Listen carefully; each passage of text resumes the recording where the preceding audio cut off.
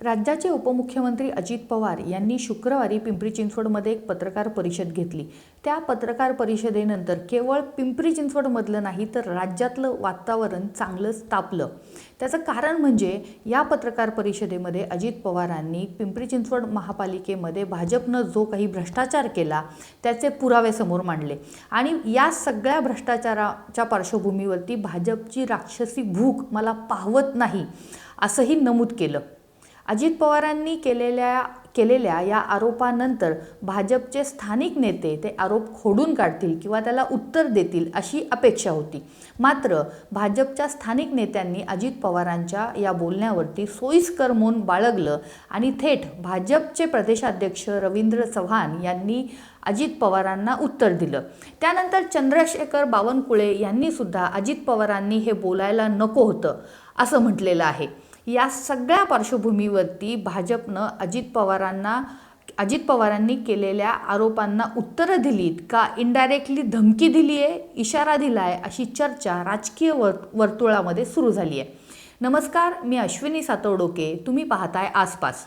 शुक्रवारी अजित पवारांनी जी पत्रकार परिषद घेतली त्या पत्रकार परिषदेमध्ये भाजपने पिंपरी चिंचवड शहरामध्ये रस्ते असतील, नदी जलसुधारचा प्रकल्प असेल, पाणी पुरवठ्याचा प्रकल्प असेल, शिक्षण विभागातला भ्रष्टाचार असेल, यासारख्या अनेक गोष्टींचे पुरावे सादर केले आणि पिंपरी चिंचवड महानगरपालिकेची तिजोरी गेल्या 9 वर्षांमध्ये कशी खाली केली हे मांडलं।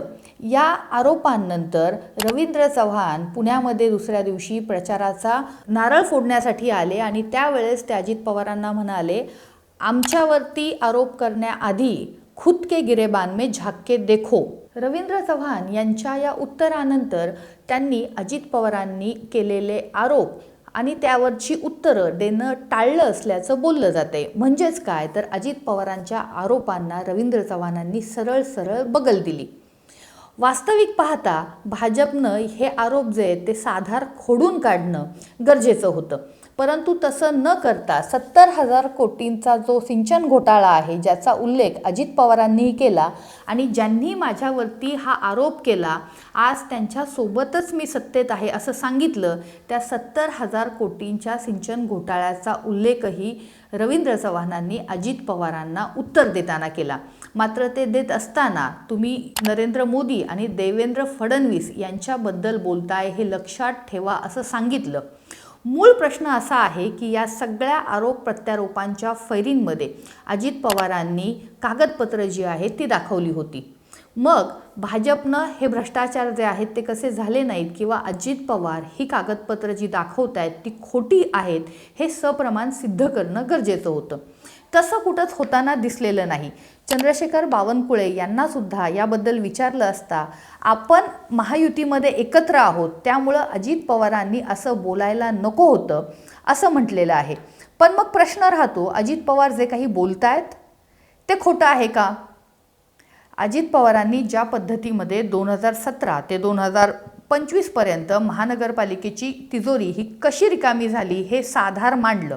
2017ला या महानगरपालिकेच्या ठेवी जवळपास 4,500 कोटींच्या होत्या, पण 2025मध्ये ह्या ठेवी 2,000 कोटींपर्यंत आलेल्या आहेत। मग या ठेवींचे पैसे हे नेमके कुठे खर्च केले, कोणती महत्त्वाची मोठी विकास कामं या शहरामध्ये झाली हे भाजपनं सांगणं गरजेचं होतं।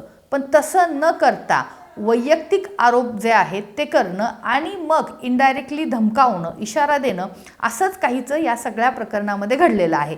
परंतु जेव्हा अशा पद्धतीनं पुराव्यानिशी आरोप कोणी करतं त्याला थेट पद्धतीनं उत्तर देणं गरजेचं असतं, तरच लोकांचा हे आरोप खोटे आहेत असा विश्वास बसतो। इथे मात्र तसं घडताना दिसत नाही। म्हणूनच रवींद्र चव्हाण जे काही बोलले तो अजित पवारांना इशारा होता असं मानलं जाते। या सगळ्या पार्श्वभूमीमध्ये जर आपण पाहिलं तर पिंपरी चिंचवड शहरामध्ये जो काही गेल्या काही वर्षांमध्ये विकास झाला होता, शहरातले रस्ते असतील, शहराचं सुशोभीकरण असतील, शहरातली उद्यानं असतील, ही ज्या पद्धतीनं विकसित झाली त्या पद्धतीनं 2017मध्ये कुठलाही मोठा प्रोजेक्ट जो आहे तो पिंपरी चिंचवडमध्ये आला नाही। मेट्रो जी आहे ती पिंपरी चिंचवडमध्ये सुरू जरी झाली असली तरी सुद्धा तिला फार विलंब लागला। मेट्रोच्या व्यतिरिक्त या शहरामध्ये दुसरा कुठलाही प्रकल्प उभा राहिलेला नाही।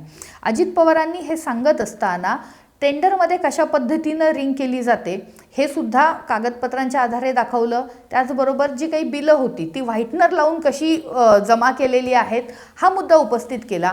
जेव्हा एखादी व्यक्ती पुराव्यानिशी काही गोष्टी मांडत असते त्या गोष्टी ह्या पुराव्यानिशीच खोडून काढाव्या लागतात, पण कदाचित भाजपकडं या गोष्टी खोडून काढण्यासाठी काही पुरावे नसतील। भाजपची सत्तेतली 5 वर्ष आणि त्यानंतर 4 वर्ष प्रशासनाचा काळ ह्यामध्ये महापालिका जी आहे ती पूर्णपणे भाजपच्या स्थानिक आमदारांच्या किंवा स्थानिक नेतृत्वाच्या इशाऱ्यावरती चालत होती असं विरोधक बोलतात। नागरिकसुद्धा खाजगीमध्ये ह्या चर्चा करतात। समोर येऊन कुणी स्पष्टपणे जरी बोलत नसलं तरीसुद्धा यामधलं ओपन सिक्रेट हे सगळ्यांना माहिती आहे। असं असताना पुन्हा मुद्दा तोच येतो की या प्रश्नाला येणाऱ्या काळात तरी भाजपचे नेते साधार उत्तरं देणार का? हे आरोप फेटाळत असताना आरोप कशा पद्धतीने चुकीचे आहेत हे लोकांना दाखवणार का सतत अजित पवारांना धमकी देण्याचा किंवा इशारे देण्याचा प्रयत्न भाजपकडून केला जाईल? पिंपरी चिंचवड शहराचा जर हा विकास पाहिला तर अनेक जण असं सांगतात की पिंपरी चिंचवड शहराचा विकास असेल तो अजित पवारांच्या काळामध्ये झाला। अजित पवारांचं योगदान हे कोणालाही नाकारता येत नाही, परंतु दुसरीकडे गेल्या 9 वर्षामध्ये या शहराची एक जी वाताहत झालेली आहे, मग तो प्रदूषणाचा विषय असू द्यात, हवेचं प्रदूषण असेल, पाण्याचं प्रदूषण असेल, नद्यांचं प्रदूषण असेल, वाहतुकीची कोंडी असेल, अर्बन स्ट्रीट हा जो काही एक प्रकल्प होता त्या प्रकल्पामध्ये रस्ते जे आहेत ते छोटे झाले, त्यामुळे लोकांना वाहतूक कोंडीला सामोरं जावं लागते। हे मूलभूत प्रश्न आहेत। पिंपरी चिंचवडमधला नागरिक या प्रश्नांना रोज सामोरा जातोय आणि तेच प्रश्न स्थानिक नेतृत्व विरोधी पक्षाचं सुद्धा बोलत नसताना अजित पवारांनी थेटपणे हे प्रश्न पत्रकार परिषदेमध्ये मांडले, भाजपवरती आरोप केले, हे आरोप कागदपत्रांसह केले। त्यानंतर जो काही गदारोळ सुरू झाला आहे त्या गदारोळामध्ये मुद्दे जे आहेत प्रचारातले निवडणुकीचे ते भरकटतायत का हा सुद्धा एक प्रश्न निर्माण झालेला आहे। खरं तर निवडणुकीमध्ये मुद्द्यांवरती चर्चा व्हावी असं अपेक्षित असतं। अजित पवारांनी प्रश्न उपस्थित केले होते, आरोप केले होते आणि ते सप्रमाण केले होते। ते आरोप खोडून काढणं ही भाजपची जबाबदारी आहे, पण कदाचित या सगळ्या आरोपांना अजित पवारांनी विचारलेल्या प्रश्नांना बगल देण्याचा प्रयत्न हा भाजपकडून केला जातोय। भाजपचं स्थानिक नेतृत्व या सगळ्यामध्ये मौन बाळगून आहे। या सगळ्या परिस्थितीमध्ये येणाऱ्या काळामध्ये म्हणजेच 15 जानेवारीला पिंपरी चिंचवडमधले नागरिक सुज्ञपणे विचार करून महापालिकेची सत्ता कोणाच्या हातात द्यायची हे ठरवतील का आरोप प्रत्यारोपाच्या फैरींमध्ये आपलं जे काही महत्त्वाच्या ज्या गोष्टी आहेत, जे मूलभूत हक्क आहेत ते विसरून जातील, त्याकडे दुर्लक्ष करतील आणि कोण कोणावरती कसे आरोप करतंय हे पाहत त्याच्यावरती चर्चा करतील, हे सगळं आपल्याला समजणारच आहे। परंतु या सगळ्या गोष्टींमध्ये मुद्द्याचे जे प्रश्न आहेत ते मुद्द्याचे प्रश्न भरकटवू नये यासाठी लोकांनीही जागरूक राहिलं पाहिजे। आरोप प्रत्यारोप होत असताना आपले मुद्दे काय आहेत हे मतदारांनी सुद्धा लक्षात घ्यायला हवं।